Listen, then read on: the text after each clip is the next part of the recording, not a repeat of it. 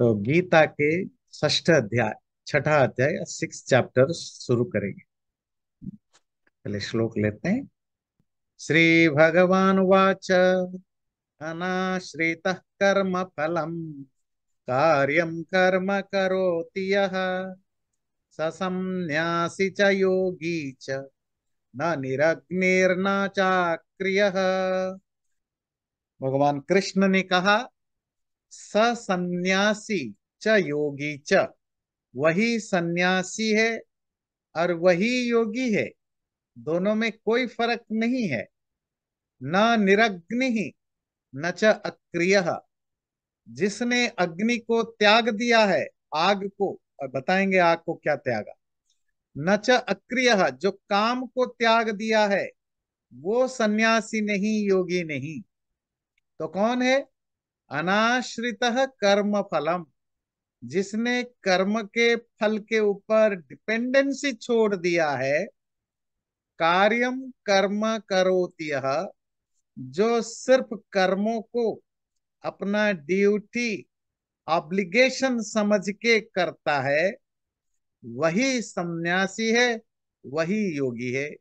वो सन्यासी या योगी नहीं है जिसने आग को छोड़ दिया है या कर्मों को छोड़ दिया है।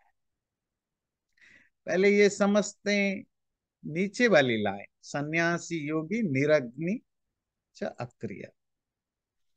क्योंकि हमारे शास्त्रों में, ब्राह्मण ग्रंथों में, उपनिषद में, धर्मशास्त्रों में सन्यासी को अनग्नि अक्रिय कहा गया। अग्नि मतलब आग, ऐसा व्यक्ति जिसका अब आग से कोई रिलेशनशिप नहीं है, और अक्रिय कर्म के साथ कोई रिलेशनशिप नहीं। अब आप कहेंगे आग के साथ रिलेशनशिप का सन्यासी से क्या लेन देन है? हमारी और आपकी आग से क्या रिलेशनशिप? क्यों हम आग की, हमें आग की क्या जरूरत पड़ती है? खाना बनाने, है ना, खाना बनाने में। क्योंकि हम मॉडर्न हिंदूज हैं, तो हमें सिर्फ खाना बनाने में ही आग की जरूरत पड़ती। पर जो आपके एंसेस्टर्स थे, उनको दो चीजों के लिए आग की जरूरत पड़ती थी। एक तो खाना बनाना, और एक सुबह शाम अग्निहोत्र या होम करना, हवन करना। क्योंकि ये दोनों गृहस्थी का नित्य कर्म, नित्य कर्म, डेली ऑब्लिगेटरी ड्यूटीज थे। क्या करना? अग्निहोत्र करना, जो डेली ड्यूटी है, देव यज्ञ, और खाना बनाना। सन्यासी को इन दोनों से छुटकारा मिल गया। क्योंकि अब वो सन्यास आश्रम में मैरिड है भी, अगर मैरिज वो अगर स्टेप बाय स्टेप जाए तो भी, तो अब ना उसको सुबह शाम यज्ञ करने की जरूरत है, वो उसे छूट जाता है। ध्यान रखे, सन्यासी की जनेऊ भी छूट जाता है। कोई भी ऐसी काम, कोई भी ऐसा लक्षण या सिम्टम जो उसको सोसाइटी से जोड़ता हो, सब छूट जाएगा। जनेऊ भी सोसाइटी से जोड़ने के लिए, वरना वर्ण व्यवस्था, आश्रम व्यवस्था का पार्ट था। तो यज्ञ भी छूट जाता है। अनग्नि, अब वो यज्ञ नहीं कर सकता।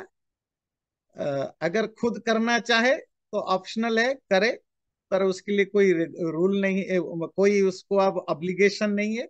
दूसरा, वो किसी किसी बड़े यज्ञ का पार्ट नहीं बन सकता।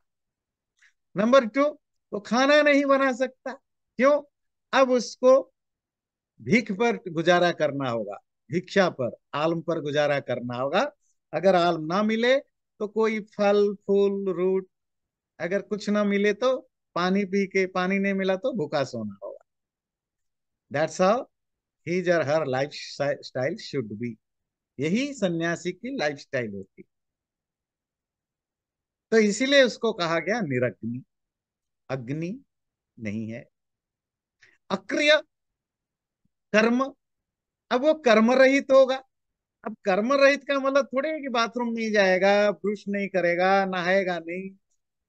जो ऑब्लिगेटरी ड्यूटीज है, अब हमारी क्या ऑब्लिगेशन है?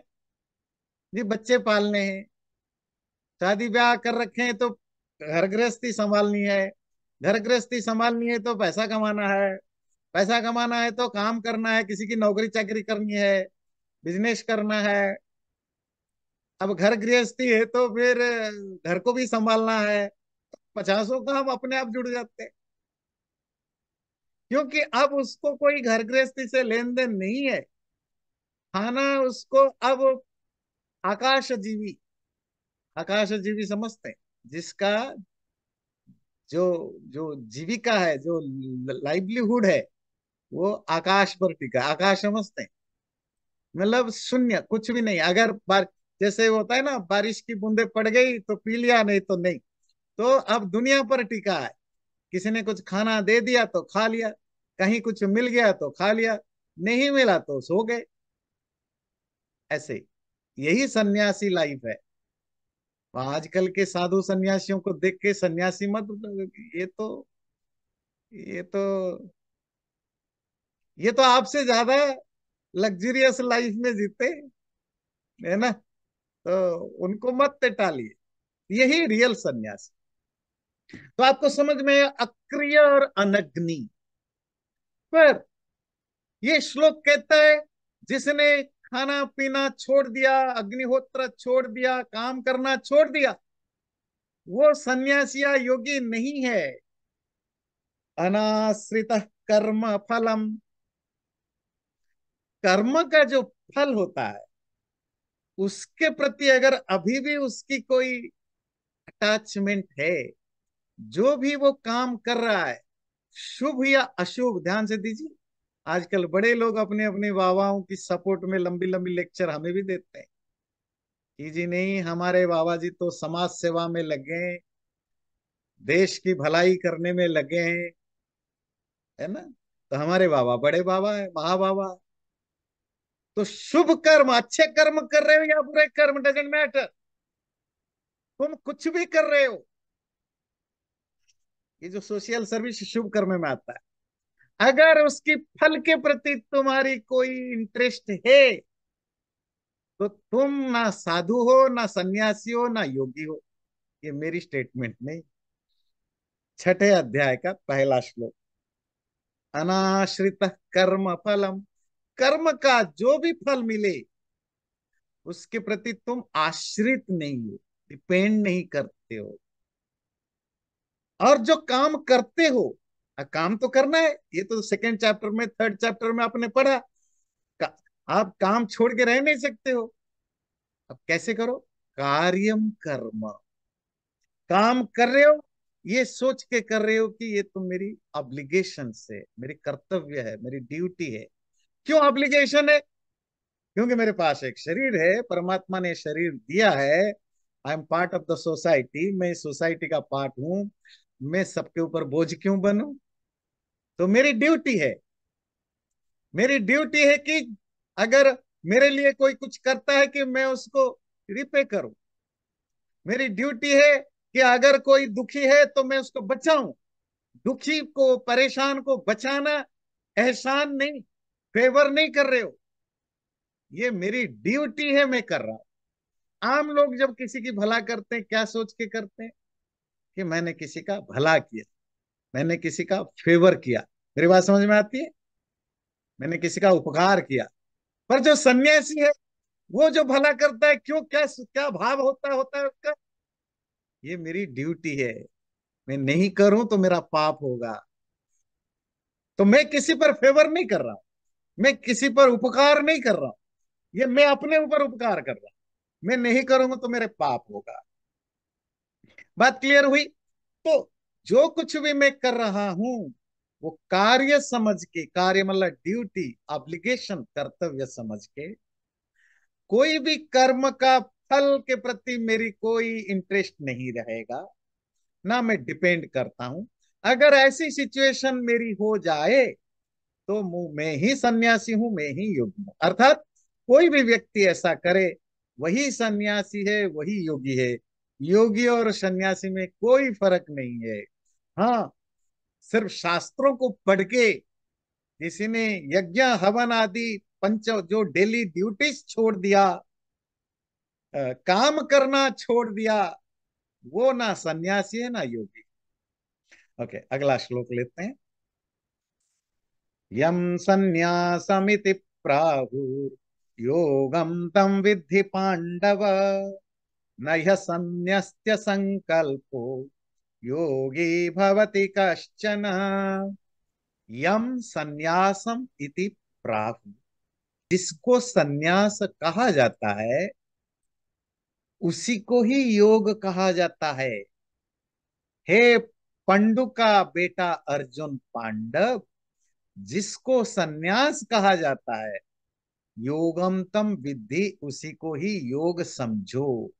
योग और सन्यास दो अलग अलग चीजें नहीं, सन्यासी और योगी दो अलग अलग चीजें नहीं है। क्योंकि नहीं असम्यस्त संकल्पो, जिस व्यक्ति का संकल्प, इच्छा, डिजायर, कामना त्यागा नहीं है, योगी भवति कश्चन, वो कभी भी योगी हो ही नहीं सकता। अब आजकल और एक प्रॉब्लम है, हमने सब अलग अलग कर दिया है। भाई मैं तो भक्त हूँ, भक्ति मार्गी, ये योगी हैं योग मार्गी, ये सन्यासी है, ये ज्ञान मार्गी, है ना, ये ये कर्म मार्गी, मतलब ज्ञान योग कर, हमने ये सब डिविजन्स कर रखा है। वैसे तो किसी भी शास्त्रों में इस तरह के डिवीजन नहीं मिलते। और गीता के बेस पर जो लोग कहते हैं गीता में चैप्टराइजेशन किया गया है समझाने के लिए, पर बीच बीच में वो इस तरह के श्लोक बार बार देते हैं क्या, इनमें कोई फर्क नहीं। भक्त, योगी, सन्यासी, आप कोई भी नाम लगाओ, सब एक ही है। क्योंकि सबको सेम तरह की सिम्टम होती है, सबका, सबकी एक ही तरह की ही काम करनी होती है। यहाँ क्या कहा, जिसको लोग सन्यास कहते हैं, सन्यास का मतलब होता है रिनाउंस कर देना, सब कुछ त्याग देना। फिजिकली नहीं, फिजिकली भी, मेंटली, मेंटली त्यागना ज्यादा जरूरी है ना, फिजिकली तो छूटेगा। जिसको सन्यास या सब कुछ त्याग देना कहते हैं, उसी को ही योग समझो। कैसे, मैं तो आज तक सोच रहा था योग मतलब मेडिटेशन करने वाले योगी होते हैं, और सन्यासी जो घर बार छोड़ के जाते हैं। पर आप कह रहे हो जो सन्यास है वो योगी है। अगला कहता है, नहीं असम्यस्त्य संकल्पो योगी भवति कश्चन, कोई भी व्यक्ति जिसका संकल्प, संकल्प का अर्थ होता है इच्छा, डिजायर, मैं भी एक्सप्लेन करूंगा, जिसकी इच्छाएं त्यागी नहीं गई, छोड़ी नहीं गई है, वो योगी बन ही नहीं सकता। तो एक शब्द आया संकल्प, संकल्प, इच्छा, इच्छा मतलब डिजायर, भी संकल्प मतलब डिटर्मिनेशन, में बेसिक अंतर क्या है, बहुत ज्यादा अंतर नहीं है। ऐसा है कि हम सुबह से शाम तक करोड़ों इच्छाएं करते हैं, करोड़ों नहीं लाखों करते हैं, हजारों करते हैं।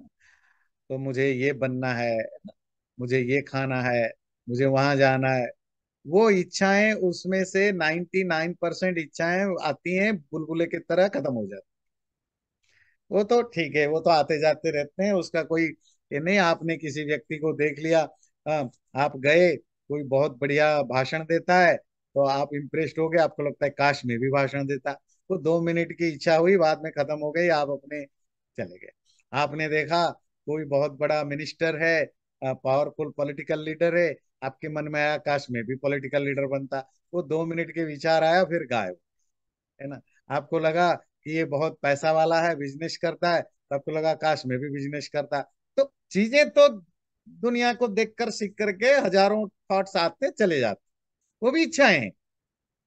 पर उन्हीं इच्छाओं में कुछ इच्छाएं जो प्रबल होते हैं, प्रबल मतलब पूरे स्ट्रांग डिजायर होते हैं, उसी को संकल्प,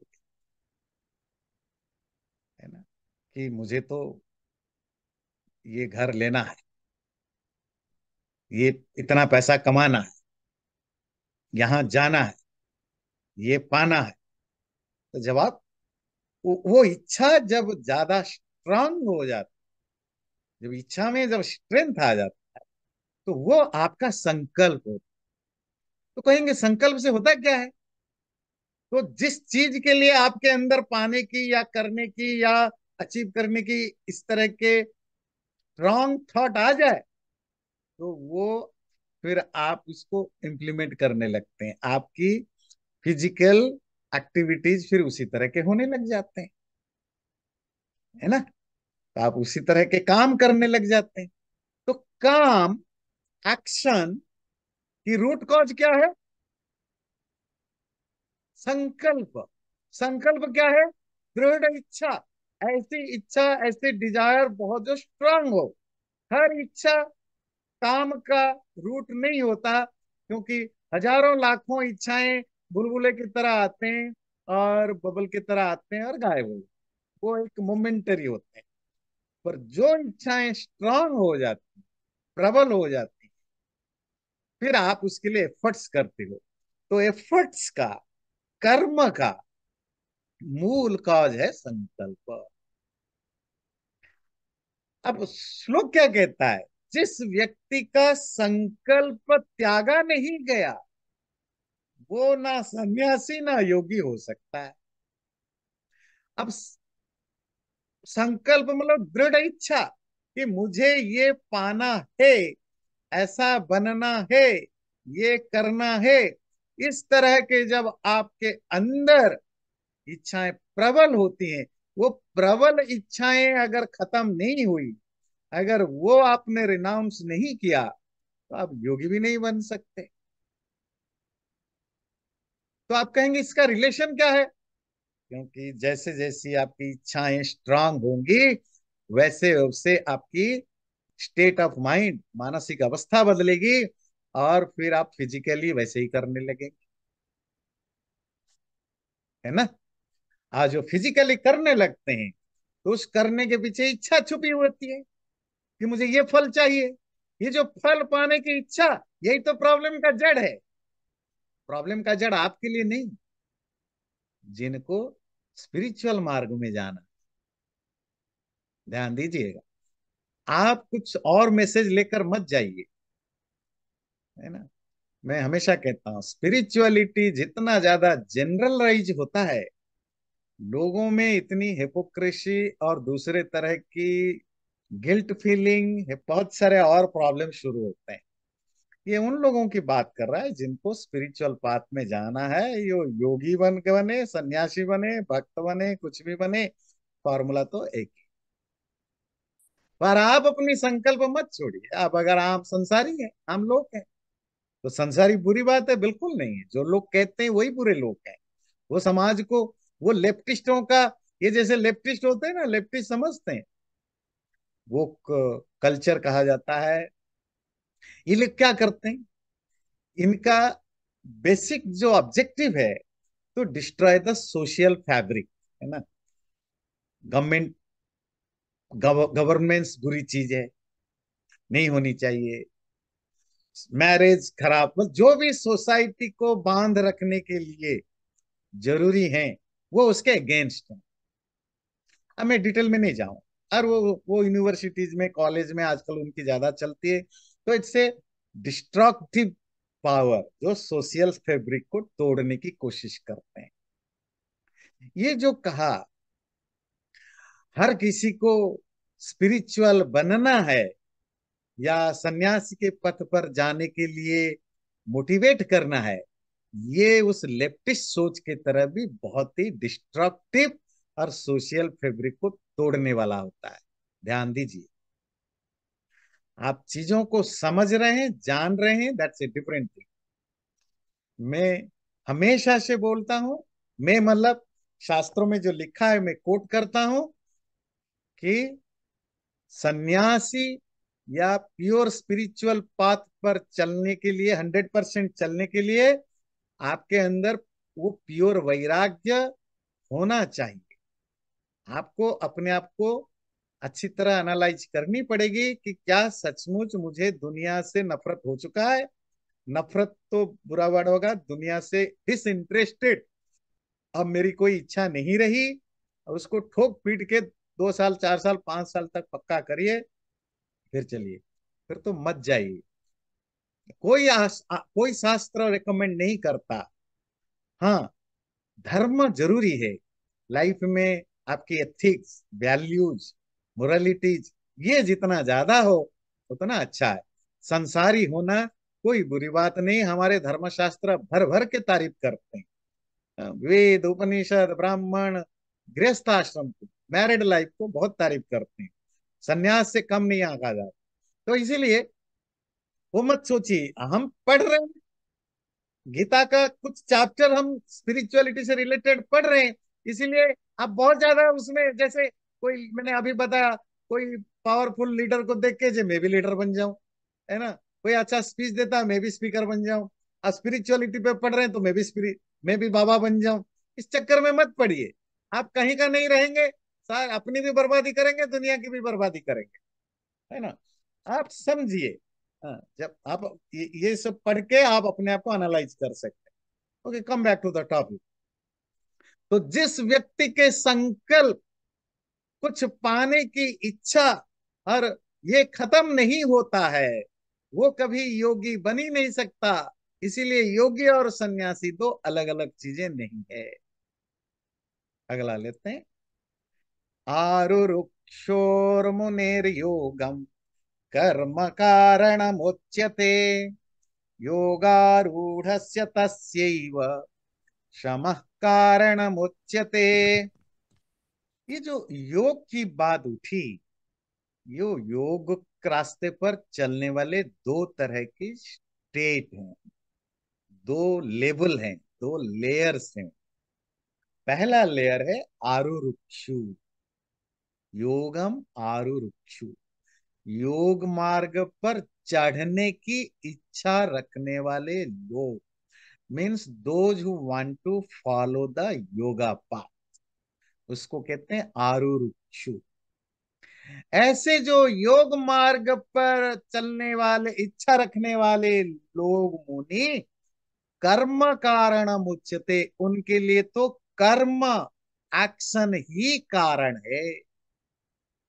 और जो लोग योगारूढ़, योग पर आरूढ़ हो चुके हैं, अर्थात योग अवस्था में अचीव कर चुके हैं, योग की जो कल्मिनेशन है, सिद्धि को प्राप्त कर चुके हैं, ऐसे लोगों के लिए तो शमः कारण मुच्यते, ट्रैंक्विलिटी ऑफ माइंड, मन की क्षमता, मन की नियंत्रणता ही कारण होता है।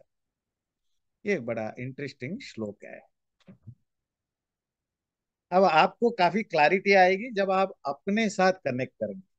लोग क्या करते हैं पता है, जब ये बहुत ज्यादा गीता उपनिषद वेदांत वगैरह पढ़ते हैं ना, या नहीं भी पढ़ते हैं, सुनते हैं, तो वो सीधा पीएचडी में एडमिशन के लिए अप्लाई कर देते हैं। अब बात है कि अभी तो वो primary first grade second grade की मैथमेटिक्स भी नहीं जानते हैं। 1+1 2 होता है, मल्टीप्लीकेशन, डिवीजन कुछ नहीं जानते, सीधा पीएचडी के लिए अप्लाई कर देते हैं। कुछ लोगों को फिर बाबा लोग एडमिट करा देते हैं पीएचडी में। फिर होता क्या है, आपको पता है कि अनपढ़ आदमी जब पीएचडी या मास्टर करे तो दुनिया का क्या सर्वनाश होता है। अब यहाँ आपको थोड़ी क्लैरिटी आएगी। जो यहाँ ये कहते हैं योग की दो स्टेजेस हुआ, एक है आरुरुक्षु। आज जो लोग संस्कृत क्लास में आए थे, तो आपने पढ़ा था जिज्ञासु, जानने की इच्छा रखने वाला, पिपासु, पीने की इच्छा रखने वाला, है ना। तो आरुरुक्षु, चढ़ने की इच्छा रखने वाला। कहाँ चढ़ना है? योग मार्ग में, स्पिरिचुअल मार्ग में। तो जैसे आप लोगों में से कुछ लोग हो सकता है इंटरेस्टेड हो कि मुझे स्पिरिचुअल पाथ पर चलना है, इंटरेस्ट न रखना भी कोई बुरी बात नहीं है, ध्यान से सुनिएगा। गिल्ट फीलिंग में मत रहिए कभी। इच्छा रखते हैं, गुड, बेस्ट, नहीं रखते, डजेंट मैटर। तो पर जो लोग स्पिरिचुअल पाथ पर जाने की इच्छा रखते हैं, उस वो कौन सी स्टेज होगी? प्राइमरी स्टेज होगी। उसके लिए शब्द दिया आरुरुक्षु योग, योग मार्ग पर आरोहण चढ़ने की, राइज करने की इच्छा रखने वाले, अर्थात प्राइमरी प्रैक्टिशनर, उनको क्या करना चाहिए?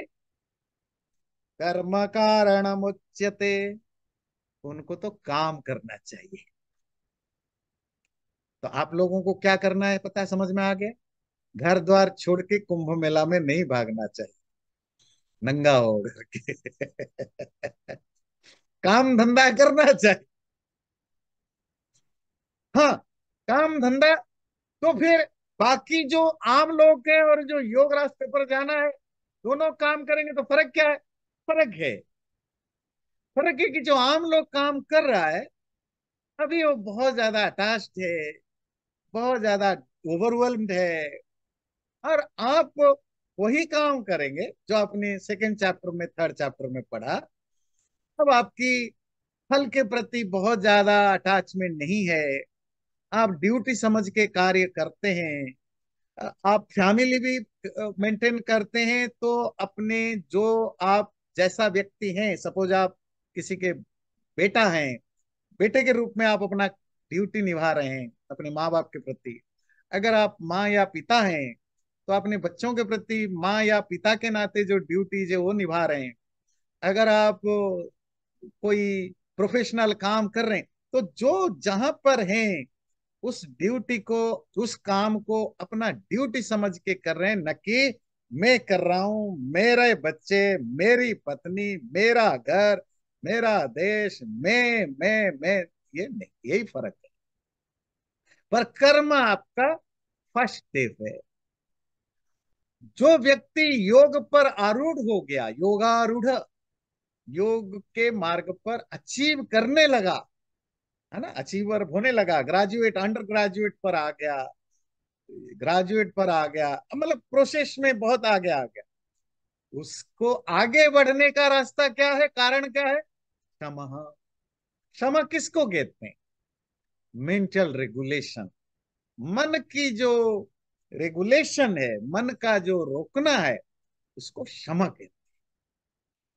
क्षमा और शांति एक ही रूट वर्ड से बना है, अर्थात ट्रैंक्विलिटी ऑफ माइंड। मन की ट्रैंक्विलिटी कब आती है, शांति कब होती है? जो दूसरे चैप्टर में पढ़ा, ना सुख में उछलना, ना दुख में टूटना, ना कोई अटैचमेंट, ना कोई अवर्सन, ना राग, ना द्वेष, ना कोई इंटरेस्ट, ना कोई डिसइंटरेस्ट, है ना, हर चीज से ऊपर उठा हुआ ऐसा व्यक्ति, यही तो आया था। यही है क्षमा, यही समस्थिति आपकी है। तो आम लोग जो प्राइमरी स्टेज पर है, उनके लिए तो कर्म, और जो हायर लेवल पर है उनके लिए है क्षमा। क्योंकि आप प्राइमरी स्टेज पर मन की ट्रैंक्विलिटी तो कल आप अचीव नहीं करने वाले हो, ये तो सालों लगेगा ना, कितने महीने, साल, मतलब अगर आप पूरी तरह डेडिकेटेड होकर काम करते हैं, तो आपको टाइम लगेगा माइंड को। अभी तो हम अपनी गुस्सा, अपना प्यार, अपनी जेलेसी, इसको कंट्रोल करने में सालों लग जाता है। सिंपल जो हमारी इमोशंस होते हैं, फीलिंग्स होते हैं, वही हमारे से कंट्रोल नहीं होते। तो टाइम टेकिंग तो है। आपको क्लियर हुई? चलिए, अब अगला देखते हैं। यदा ही नेन्द्रियार्थेषु न कर्मस्वनुषज्जते सर्व संकल्प संन्यासी योगारूढ़स्तदोच्यते। यदा ही, जब, इंद्रिय अर्थेषु, इंद्रियों के अर्थ, ऑब्जेक्ट ऑफ सेंसेस, अर्थात बाहरी दुनिया की जो चीजें हैं, उन चीजों में न अनुसज्जते, अपने आप को इन्वॉल्व नहीं करता, न कर्मसु, न कर्मों में, इन चीजों को अचीव करने के लिए जो कर्म है, उन कर्मों में वो अपने आप को इन्वॉल्व नहीं करता। सर्व संकल्प सन्यासी, जिसने अपनी सारी जो मैटेरियल ना, कोई भी डिजायर हो, जो स्ट्रांग डिजायर, संकल्प, जिसको जो मैंने एक्सप्लेन किया, उन संकल्प को संन्यास या त्याग देता है, योगारूढ़ तदोच्यते, तभी उसको योगारूढ़ अर्थात एलिवेटेड इन योग, योग मार्ग में ऊंचे स्टेज पर पहुंचा हुआ व्यक्ति माना जाएगा। तो एक हुआ योग का आरुरुक्षु, जो योग मार्ग पर जाना चाहता है या जाने की रास्ते पर शुरुआती स्टेज पर है या जाना चाहता है, वो आरुरुक्षु जाने की इच्छा रखने वाला, स्टार्ट नहीं भी किया है। दूसरा है योगारूढ़, जो योग पर एलिवेटेड है, ऑलरेडी काफी हाई लेवल पर पहुंच चुका है। अब वो high level twelfth twelfth pass किया, अंडर ग्रेजुएट पास किया, ग्रेजुएट कर लिया, मतलब बाकियों से कंपैरिजन काफी आगे बढ़ चुका है। वो योगारूढ़ की क्या डेफिनेशन है, कैसे जाने कि ये व्यक्ति योग मार्ग पर आगे बढ़ रहा है या बढ़ा हुआ है। तो वो कह रहे हैं, जब आपको लगे कि आपको इंद्रियार्थों में, सेंसेस की, इंद्रिय कहते हैं सेंसेस, अर्थ कहते हैं ऑब्जेक्ट। तो ऑब्जेक्ट ऑफ सेंसेस का क्या मतलब होता है, जो भी दुनिया में जो कुछ चीजें हैं जिनको जिनको देखकर सुनकर सुन चखकर आपको अच्छा लगता है, बुरा लगता है, जिसको पाना चाहते हैं, फेंकना चाहते हैं, ये सब इंद्रियार्थ है। इन चीजों में जब आपका कोई इन्वॉल्वमेंट नहीं रहेगा और उसको अटैचमेंट मतलब पसंद नापसंद नहीं रहेगा, और उनको पाने के लिए जो कर्म करना पड़ता है, सपोज मुझे गाड़ी चाहिए, अब गाड़ी के लिए मुझे पैसा कमाना है, जो भी है, तो वो कर्म करने से भी जब आप इन्वॉल्व होना बंद कर देते हैं, सर्व कर्म सर्व संकल्प सन्यासी, सब तरह के संकल्प, स्ट्रॉन्ग डिजायर, दृढ़ इच्छा आपके नष्ट हो जाते हैं। तब मान लेना कि आप योग मार्ग पर आरूढ़ हो, चढ़े हुए हो, एलिवेटेड हो, कुछ रास्ते आपने पार कर। अब ये ढूंढना पड़ेगा आजकल योगियों में, कौन ऐसा है ना, जिसको हम योगी कहते हैं, चरणों में गिर जाते हैं गुरु गुरु करके, और वो भी बड़े, है ना, वो क्या उनसा स्वस्तिक मुद्रा में आपको आशीर्वाद दे देता है। कुछ नहीं होगा उनके आशीर्वाद से आपका। व्यक्ति अपनी मेहनत से, अपनी श्रद्धा से आगे बढ़ता है। अब मैं कहूं तो आपको बुरा लगेगा, पर किसी की आशीर्वाद से आपका कुछ नहीं होने वाला, ना किसी के अभिशाप से कुछ नहीं होने वाला। ये हमारी अपनी आस्था है। आस्था समझते हैं, ब्लाइंड बिलीव, श्रद्धा नहीं। श्रद्धा तो real believe, believe based on the reality. आजकल लोग बात बात पर ऑफेंडेड फील करते हैं ना, आपने ये मेरी आस्था है, आपने चोट पहुंचा दी।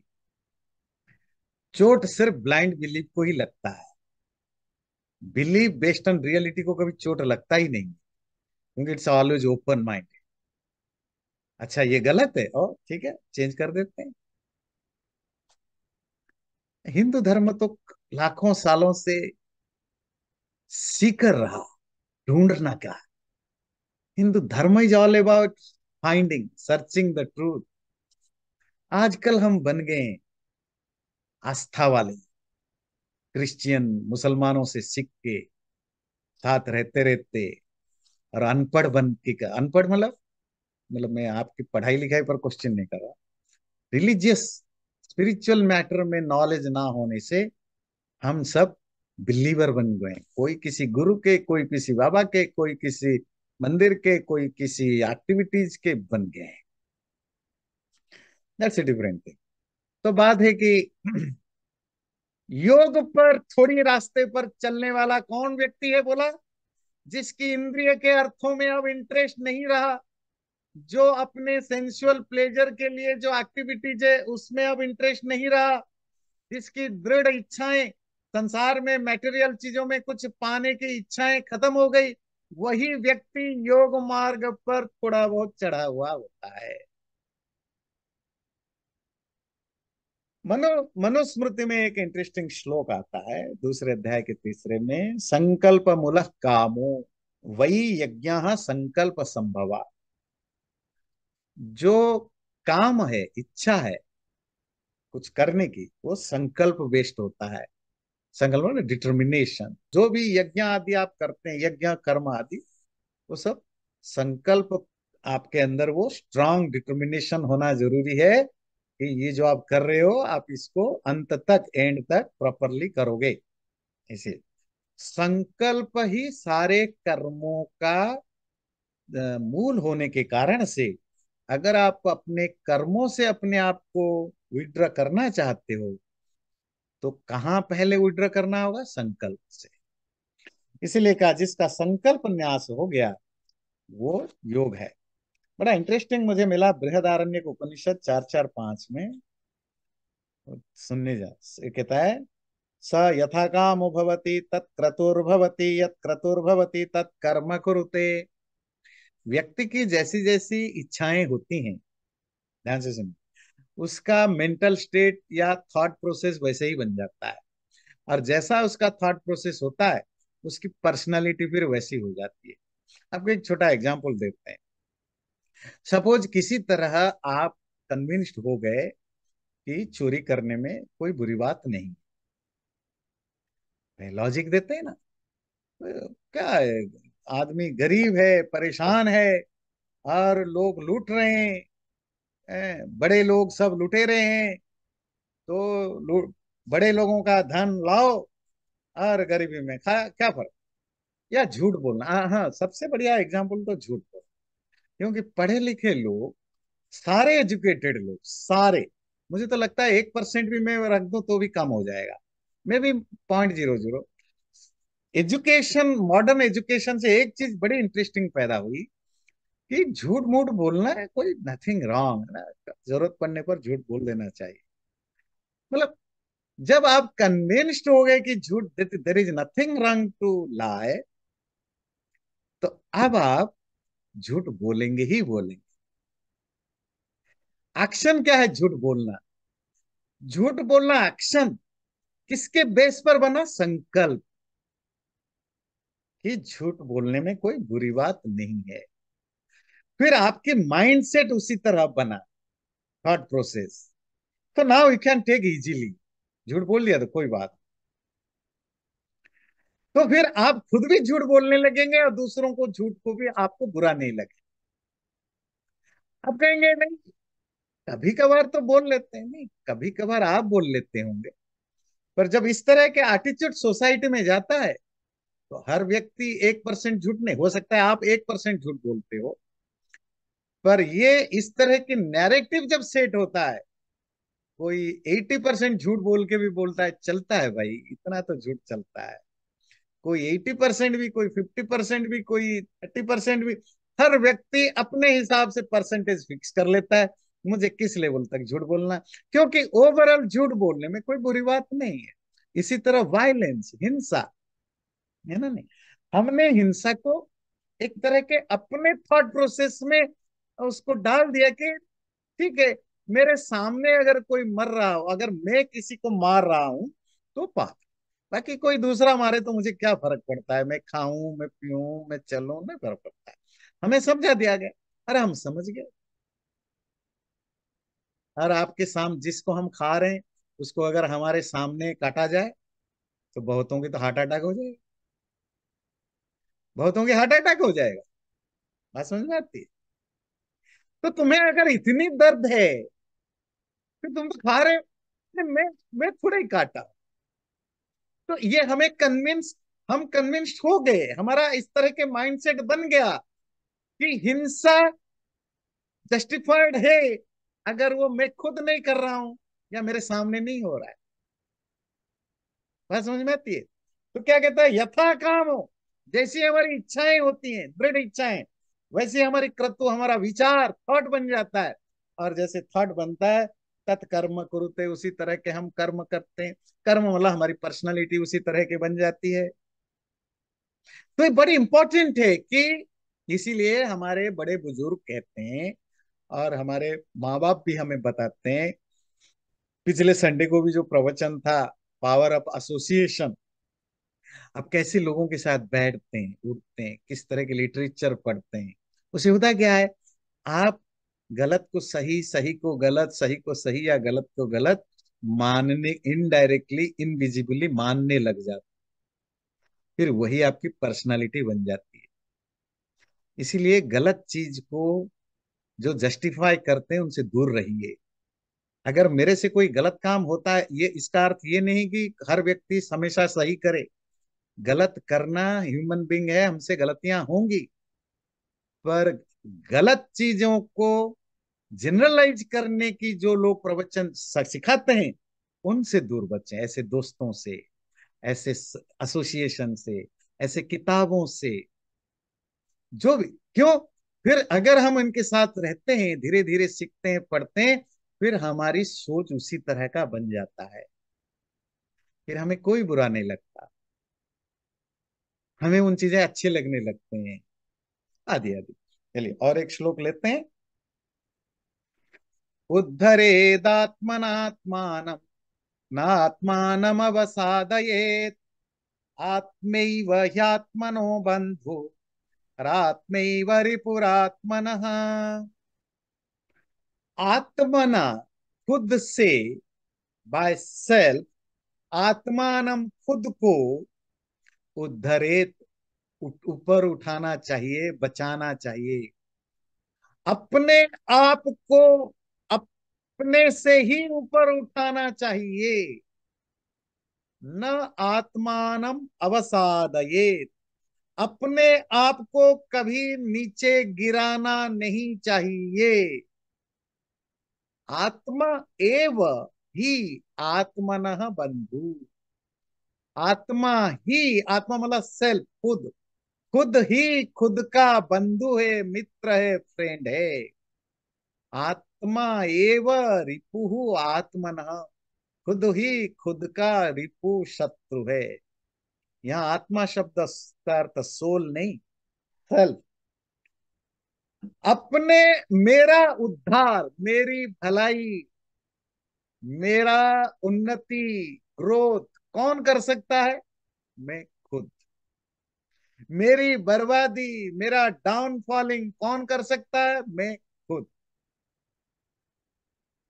तो बाकी हम तो कहते हैं जो उसके कारण मेरी लाइफ खराब हुई, उसके कारण मेरी लाइफ बनी। हाँ, उन्होंने, उनका भी कंट्रीब्यूशन है, पर उनके कारण तुम्हारा भला नहीं हुआ, उनके कारण तुम्हारा नुकसान नहीं हुआ। तुम्हारे नुकसानी में, भलाई में उनका कंट्रीब्यूशन जरूर है।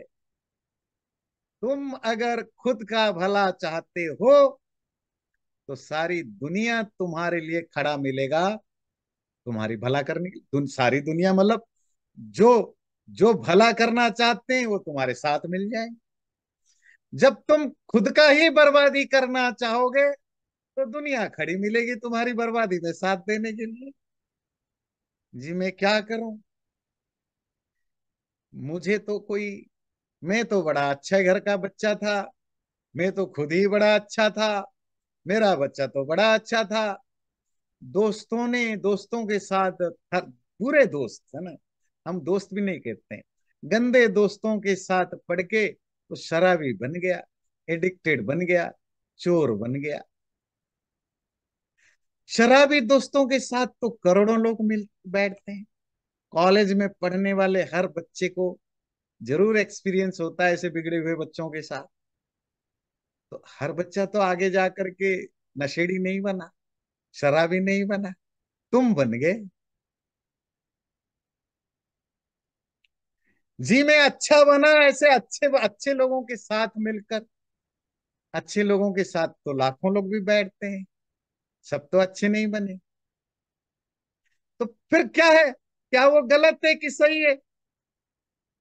गलत सही ब्लैक एंड व्हाइट में नहीं देख सकते। जब तुम्हारे अंदर जो तुम जानना चाहते हो, जो सीखना चाहते हो, जो बनना चाहते हो, जो चखना चाहते हो, जो करना चाहते हो, जैसी तुम्हारी अंदर की चीजें हैं, वैसे ही लोगों को तुम पसंद करने लगते हो। बात समझ में आई?